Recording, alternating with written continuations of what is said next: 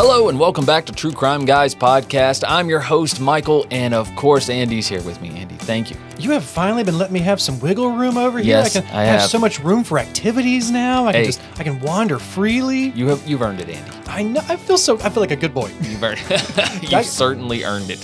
Thank you for joining us, Andy, and thank you, listener, for joining us. Last week, we talked about the incredibly messed up case of Heidi Allen. If you weren't here, where a good Samaritan quickly turned suspect and the police got tunnel vision.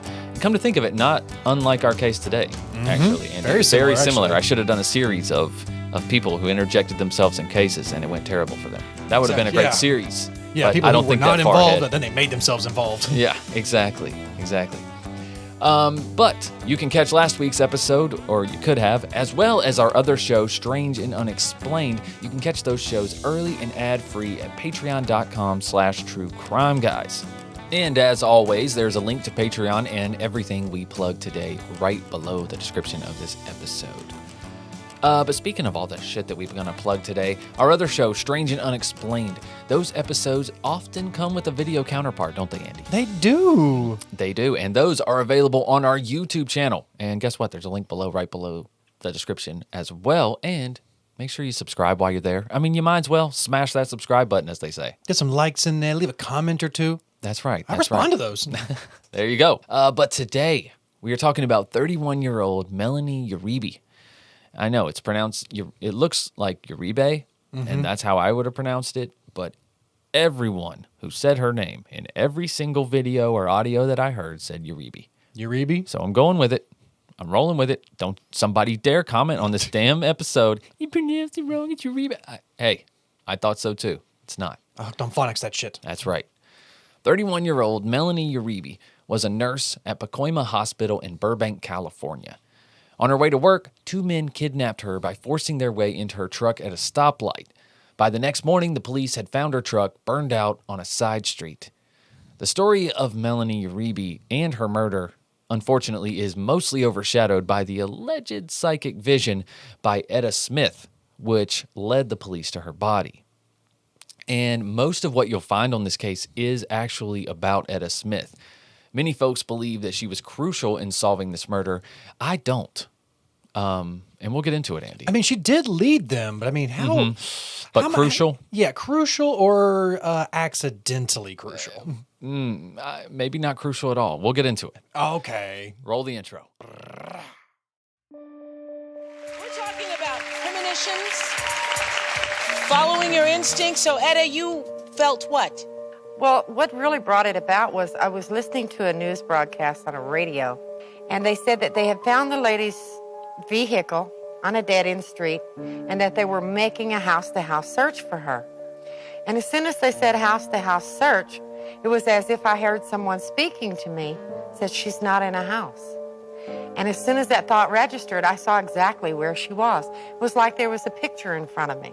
Inside, I wanted to be wrong. Because I knew when we got in the canyon, I could feel the terror. I could feel vibrations of something that wasn't normal. I felt scared myself.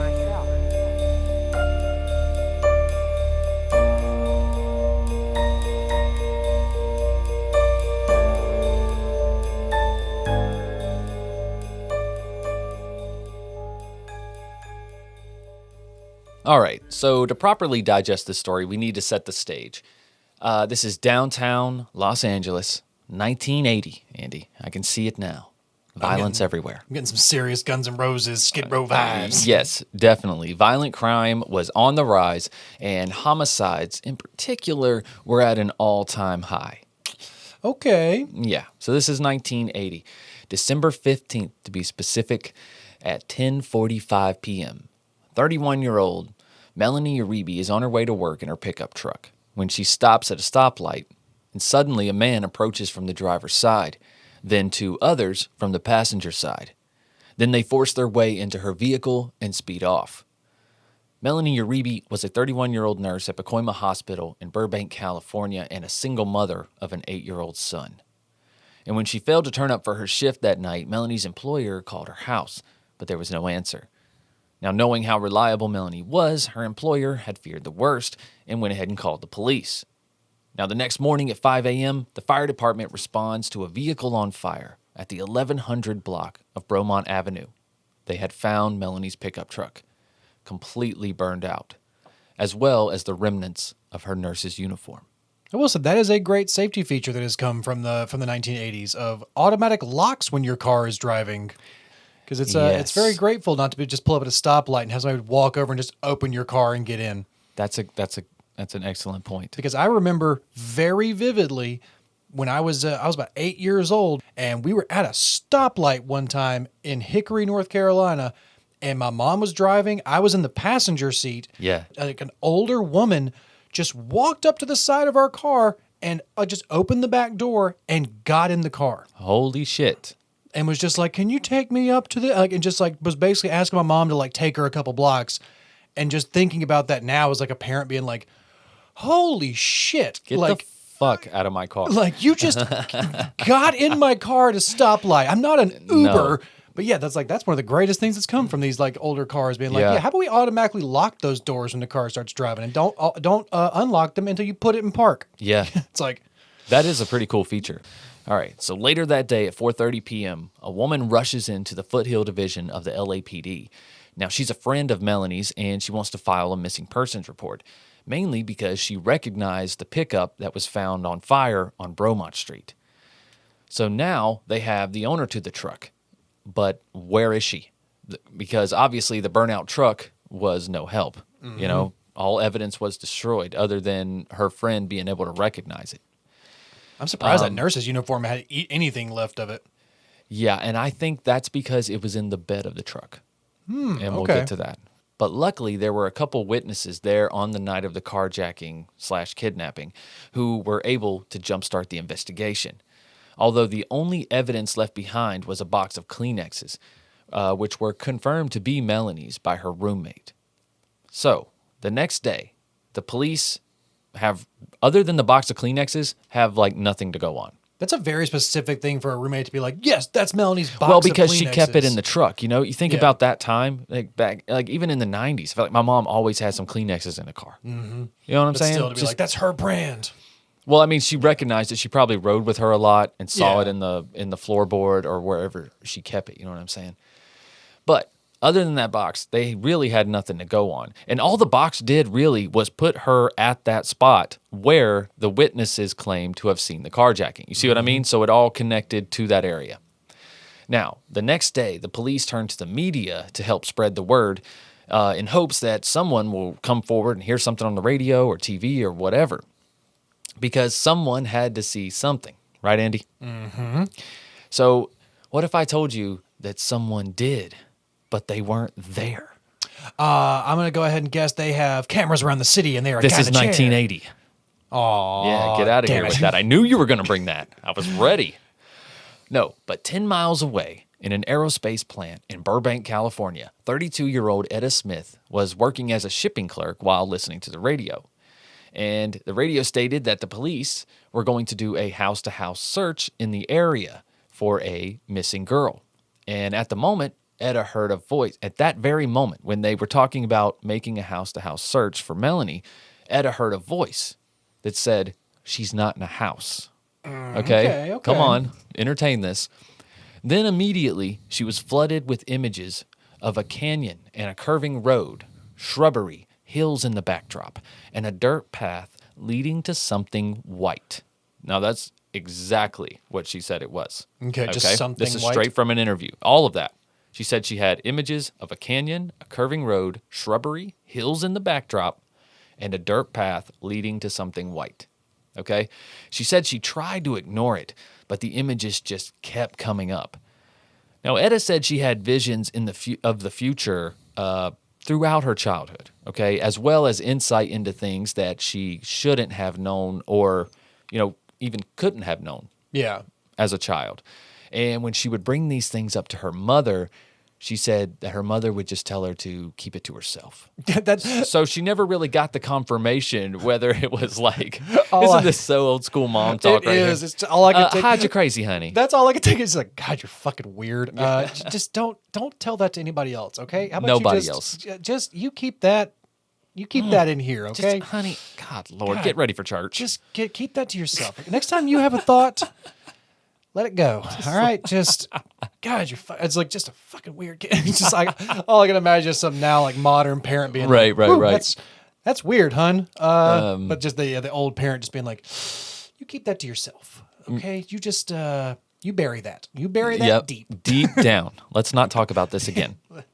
But even though she had had visions of the future and, different insight throughout her life, she had never had a vision like this, one that was implying life or death, right? That seemed like it had an urgency, like it wouldn't go away. Yeah. Okay. And that fact alone made it really hard for her to tune it out. Now, she obviously knows the police are going to think she's a loon, but the thought went through her mind, like, what if the girl is still alive and they get to her in time because she said something, right? So the consensus was, I'm going to tell the cops. So she goes down to the police station, and when she tells them what she saw in her visions, the detective asks, he's like, okay, I'll entertain this. Can you point it out to me on a map? Okay. Right? So he pulls out a map, and she points to a northern area of Lopez Canyon.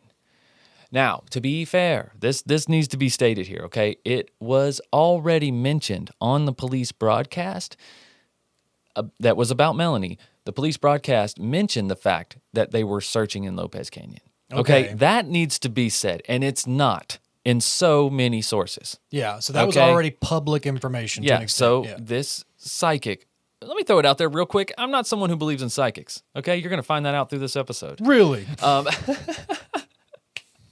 But, do you, Andy? No, I don't believe in psychics. I was kind of hoping you do to kind of help level the playing field. I don't believe in like full on psychics. I don't believe in people who are like, yes, I can just read anyone's future. I can read what like, But you think this could have happened? I have this weird skepticism on some people who do feel like they may have like visions or like dreams, like maybe they have like connections to other things. Cause like, that's just my own personal, but like beliefs of like the total, like of human subconsciousness of like being like, we are part of a giant, like subconscious or unconsciousness. Right. So I'm like, I feel like there might be some of those people who have these weird little connections to other people. Or they're more in tune to it. At least. They see flashes or they see visions or they have dreams of, something. I'm like, possibly. We don't understand the brain. We don't understand like 90% of it. So let's, it's like the ocean down there. Right.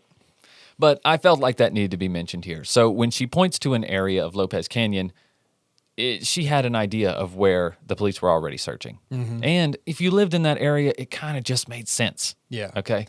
I'm also thinking too, if she's having visions of like the scenery of like of a canyon, of a trail, of shrubbery, of like bushes. Exactly. It's like if they pull out a map, that's like a topographical, that's like a geographical thing. It's like she would need to be like, hey, do you have any pictures of the areas that you're searching in? Like, well, she's familiar with the area. And I get that, but if she's seeing these visions and they were just like, yeah, can you show me on a map? Or she's like, well, I mean, it's kind of it's like this it looks like areas that are here, but it's it could be if you're facing this way, it could look like this way. It's like how could you tell like what you're seeing in these visions from a map? If you're seeing it almost like from a first person perspective, right? How would you be able to see from a map? No, I totally get that. That's what first made me suspect of this claim, right? So that's why I researched it a little bit more. I'm like, what was the police broadcast exactly? Yeah. And this was mentioned, okay? But the northern part of Lopez Canyon that she pointed to, as luck would have it, that particular area had not yet been searched. Okay. And the detective told her that they would search that area later, and they were working their way up the canyon, basically. I mean, it was the northernmost part of it. Okay. You see what I'm saying? So it kind of makes sense also that by this time they wouldn't have reached it yet.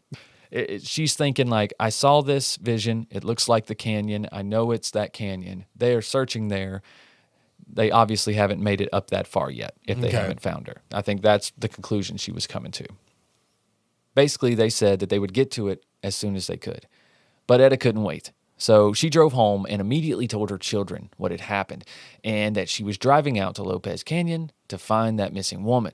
Naturally, her son, who was 9 at the time, her 10-year-old daughter, as well as her niece, who was 21, all wanted to go. Yeah, this sounds fun if you're just out in the middle of nowhere and be like, Mom shows up like, we're going to find a missing girl tonight. I got a vision. In hindsight, it seems very reckless as a mother. It does. But as a 9 or 10-year-old, that sounds fun as hell. It sounds pretty damn exciting. Yeah. Nowadays, you might be thinking, as an adult, you're like, "Ooh, Mom may be having an episode tonight." And Etta says that later in interviews. She says, in hindsight, that was probably not the best idea to take my children. She's like, but I really wasn't thinking clearly, and they wanted to go. And yeah, you have a 21-year-old niece there. It's like, how about you leave the adult niece with the children, and you go do your little vigilante work, and you come back later. Well, I guess she thought, having another adult with her would be good, and then you can't leave the kids now because you just took their babysitter. Mm-hmm. This could be a bonding moment. Yeah, exactly.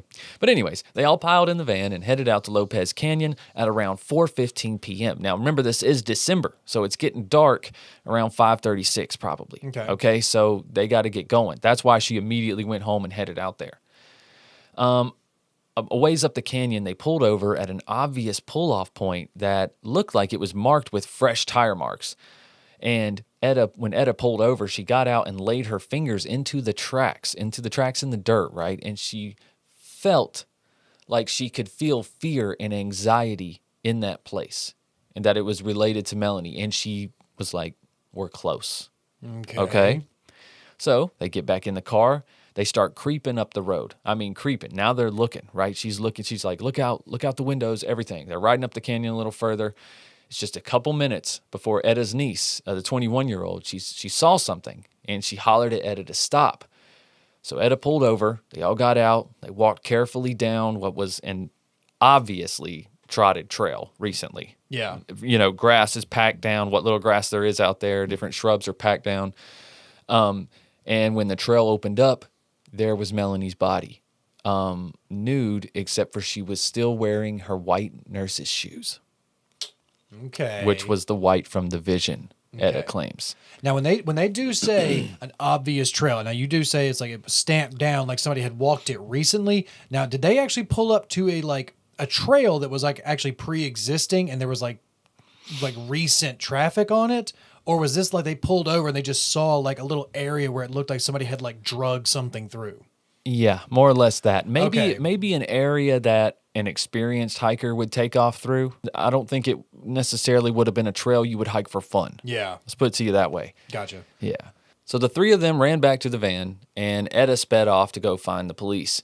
And it just so happened that one was pulling up the canyon the other way on the road as they were heading back down.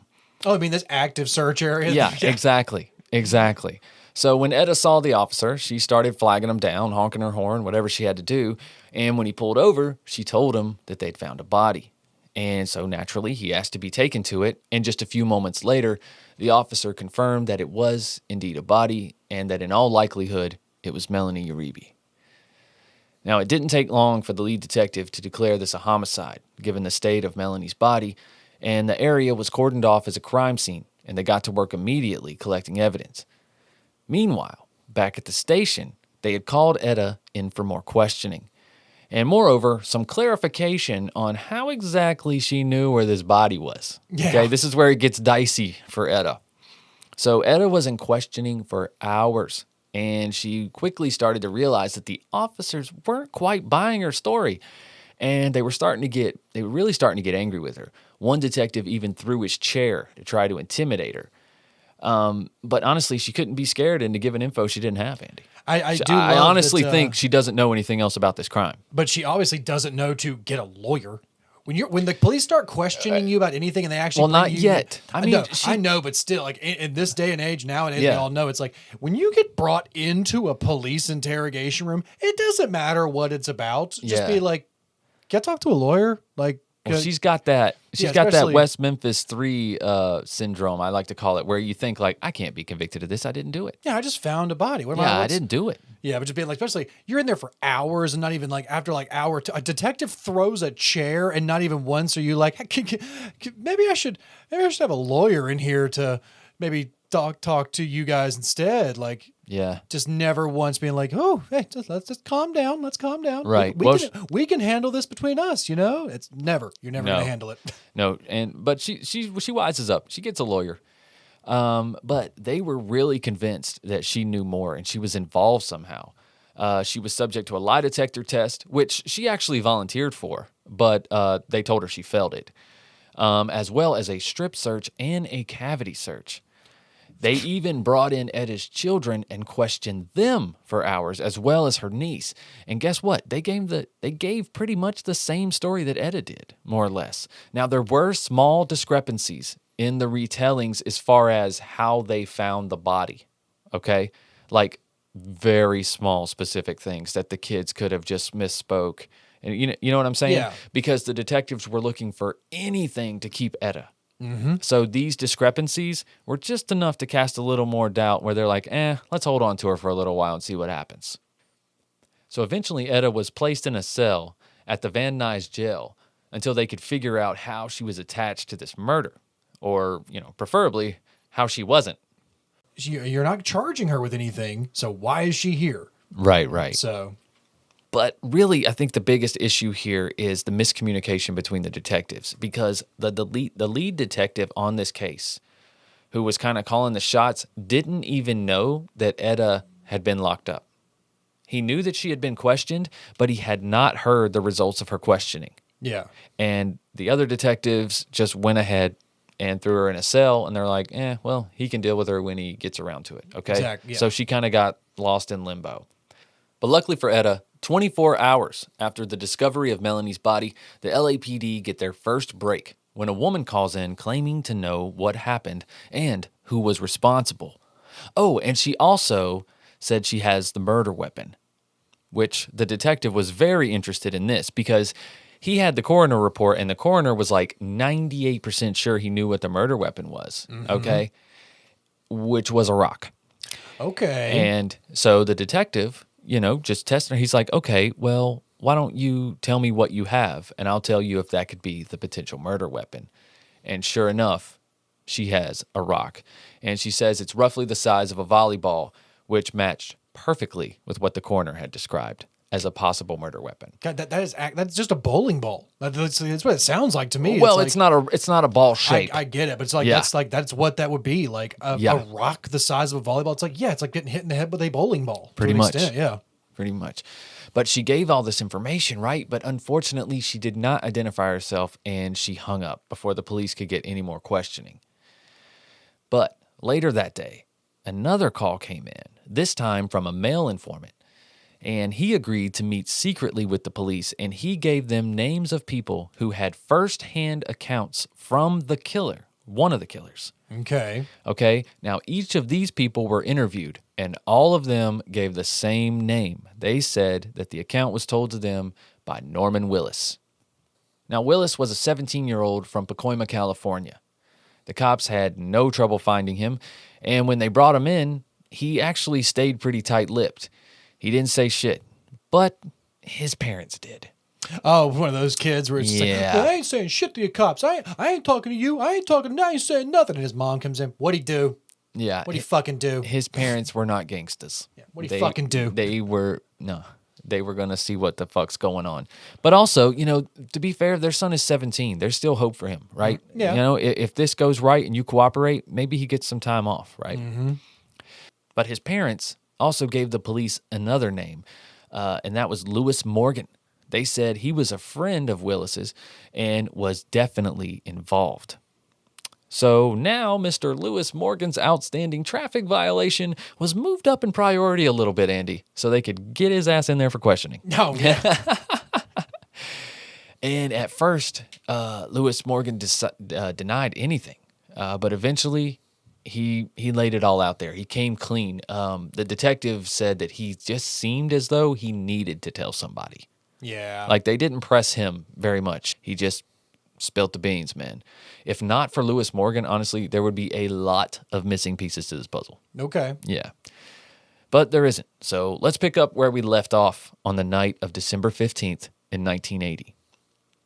Now, this is a violent savage crime, honestly, that rivals many that we've talked about on this show. And, when you're looking up this case, that really gets overshadowed simply by this psychic vision and the way Melanie's body was found, at least on the internet, right? Yeah. Which is most people's main source.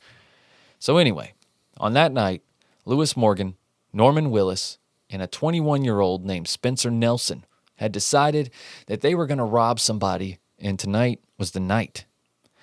Melanie just happened to pull up to the wrong intersection at the wrong time. As she came to a stop, all three men forced their way into her vehicle and sped off, only to pull over just a little ways down the road. And at this point, that's when Spencer Nelson gets in the back of the truck with Melanie and proceeds to rape her before continuing on their way to Lopez Canyon.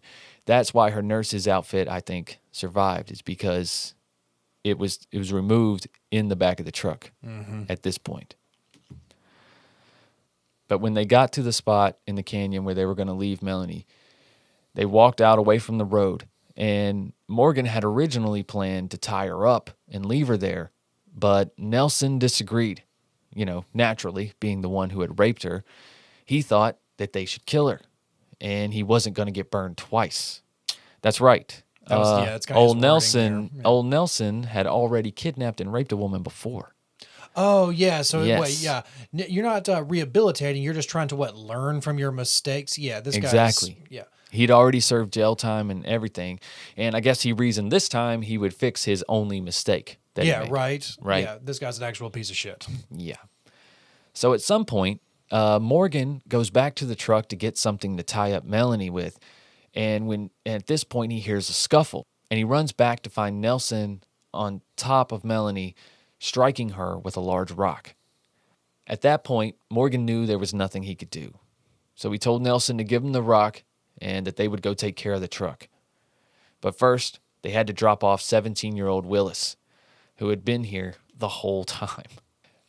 So they take Willis home and then ride over to Bromont Street, where Nelson sets the truck on fire, and they walk home. Lewis Morgan takes the rock and he drops it in a gutter on his way home. But later on, when he's being questioned by police, the police ask him if, can you take us back to the gutter? Can we get the rock? And he's like, yeah, absolutely. So he takes him back to where he dropped it. The rock was gone. Now, Lewis had only told one other person of this murder weapon, of anything that happened this night, and that was his girlfriend. So the detectives took a leap and put two and two together and figured out that she must have been the one to call in with the tip saying that she had the murder weapon, right? Yeah. I mean, it just makes sense. So the lead detective, Detective Conway, decided to go to the girlfriend's house and ask to speak with her. And eventually she agreed, and she even promised to go get the murder weapon for him, but she had to go alone. And, he really had no choice but to trust her. Okay? But she was true to her word, and 20 minutes later, she brought back a roughly volleyball-sized, although not volleyball-shaped, rock. And it was quite rough and jagged, like many desert rocks are, but it was also covered in blood. So now the story is all coming together perfectly, right? Everything Lewis is saying is being supported by evidence or even witness accounts. But wait, how does Etta Smith fit into all this, Andy? Because she's still in holding at this point. Yes, Yeah. she is. Actually, in my opinion, she doesn't fit here at all, other than the fact that she inserted herself in the investigation. Everything she told the police would have been found out anyway within 48 hours. Most Everything. likely, yeah. Most likely. No, definitely. Lewis told him the whole story. He would have taken him to the body if they didn't tell him. You see what I'm saying? He told them everything, where they went, where the rock was. All that was truth. Yeah, very true. Everything would have been. The tips are what really solved this case. Yeah. The tips being called in. And, because like I said, Lewis would have led the police to the body. And remember, Etta passed a cop on her way out of the canyon. What the fuck do you think he was up there doing, man? He's not up there for a fucking day drive. He's looking around too. He's looking He for would have went signs, around yeah. that curve and seen the where the tire tracks are and shit.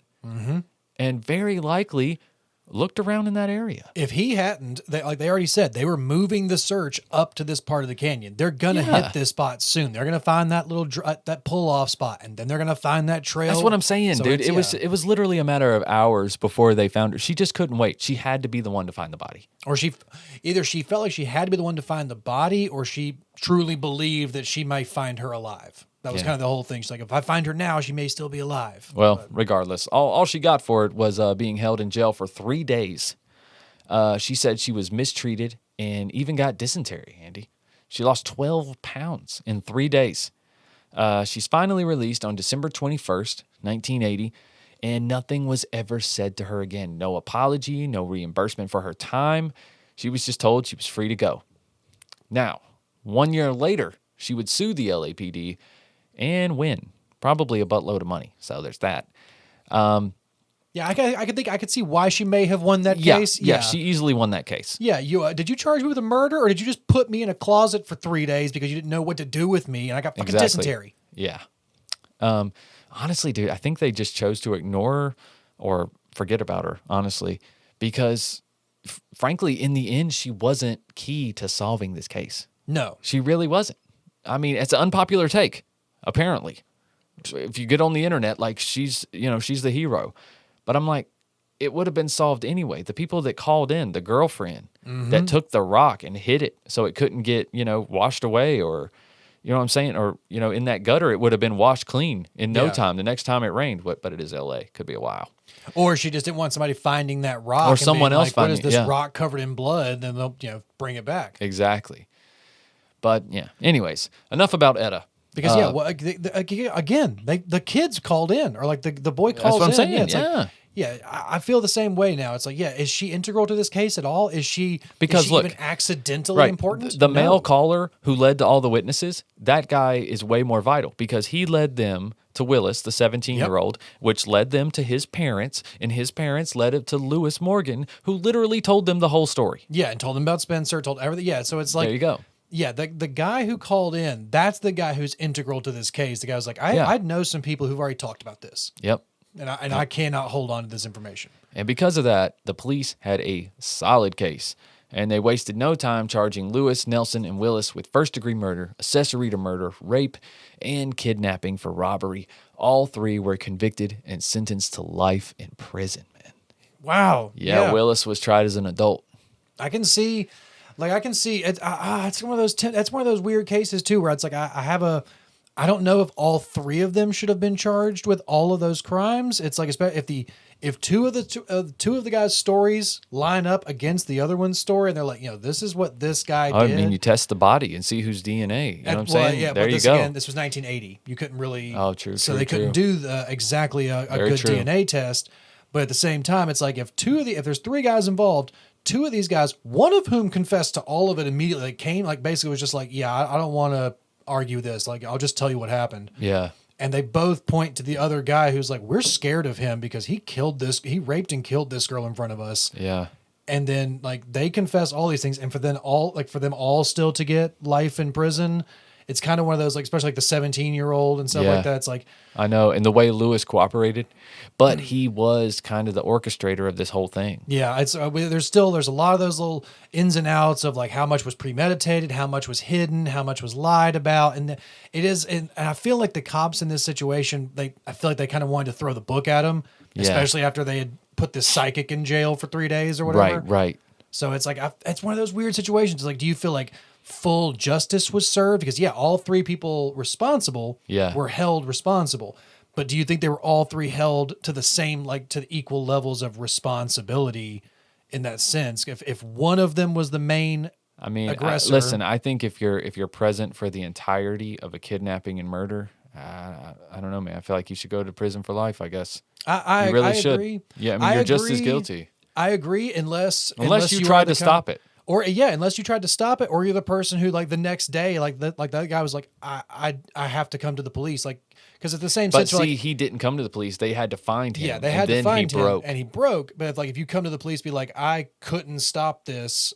They would have killed me if I tried to stop this. So possibly you could I could see the 17-year-old getting away with it. I could see, but he was the one that wouldn't talk. Yeah, it's the same he didn't thing. Say shit. I ain't fucking saying nothing. And his parents, his parents come in. What'd he do? So, those are our final thoughts. I do want to ask you one thing. Do you think Etta had a legit vision, or do you think she just kind of took the clues that were given to her and inserted herself in this situation because maybe she related to this woman? Because at the time, her and Melanie were about the same age. They were like a year apart. They were both single mothers that lived in the same area, right? And Etta alluded to having an abusive husband. So maybe she thought that the husband had done, or the significant other or ex or whatever had done something to Melanie, and she kind of related to that in that way. Yeah. Because there's one interview with Etta.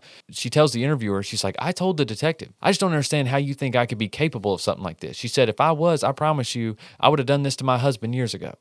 She says that, like right in the interview, right? So that kind of leads to, okay, well, maybe he was abusive to her. Yeah. Or whatever. And maybe she saw Melanie, like I said, this woman who's now gone missing. Her truck was set on fire, and she was a single mother in that area, you know, trying to work and support her family and raise her kids, and she took it personally. She was no. I kind of see that. Yeah. The relation. And so she inserted, she said, this could have happened to me. Mm-hmm. I don't want to be the right. I'm a 30-year-old woman just trying to live my life here in LA. You know what I'm saying? Like, and I think she took it personal, and she used all her damn brain power and inserted herself into this case, and she wanted to make a difference, and she did. Mm-hmm. And I mean, but is it detrimental to the case?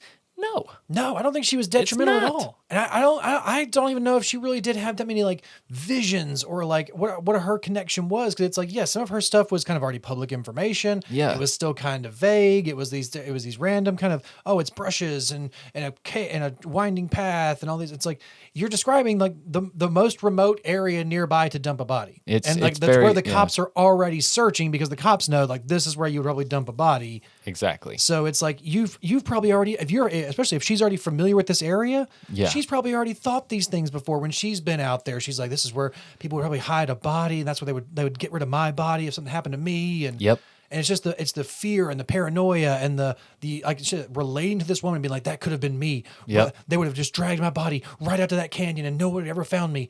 That's probably where she is. Probably just dragged her out to that canyon. That's what I'm saying. Yeah, she just inserted herself in the investigation, and who knows? Maybe she is more in tune to it. Like I said, and you know, she did have this vision or this premonition or whatever you want to call it.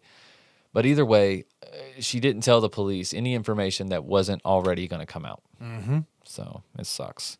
But I got some information for you that's good, and it's about Oh My Gaia. Oh, that's not even proprietary. It's not. That is public information. It is public information. Anybody can have it, and you should have it.